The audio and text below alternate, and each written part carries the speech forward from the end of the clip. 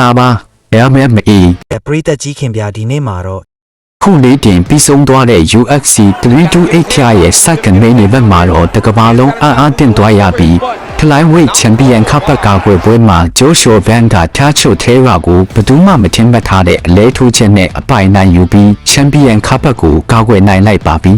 ။ပွဲဆက်စချင်းပထမအချိန်မှာထဲရာကသူ့ရဲ့နာမည်ကျော် ground game နဲ့ဘန်ကိုဖိအားပေးဖို့ကြိုးစားခဲ့ပါလေ။ဒါပေမဲ့ဘန်ကတော့တကယ်ကိုအေးဆက်တဲ့လူသက်သမားတစ်ယောက်လိုပါပဲတန်ရာရဲ့အားနည်းချက်ကိုစိတ်ရှည်လက်ရှည်စောင့်ကြည့်နေခဲ့ပြီးသူ့ရဲ့ခံစစ်ပိုင်းကလည်းကြောက်ဆောင်တစ်ခုလိုခိုင်မာနေခဲ့တာပါ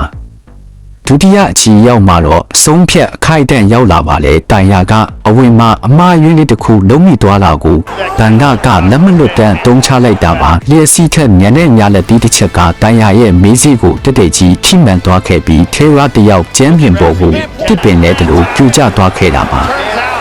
ဒိုင်လူကြီးကပွဲကိုချက်ချင်းရက်တက်လိုက်ရတဲ့အထိဘန်ရဲ့လက်တီးချက်ကပြင်းထန်တော့မှလေဒီလဲထိုးချက်ကဂျိုရှိုဗန်ဟာဖလိုင်ဝိတ်မှာအားအကောင်းဆုံးလက်တီးပိုင်ရှင်ဆိုတာကိုသက်တည်ပြလိုက်တာပါပဲအခုဆိုရင်တဲမြန်မာဆိုင်ကလုံးဖလိုင်ဝိတ်ကပါချန်ပီယံကပ်ပတ်ကိုပထမအကြိမ်ကာကွယ်နိုင်ခဲ့ပါ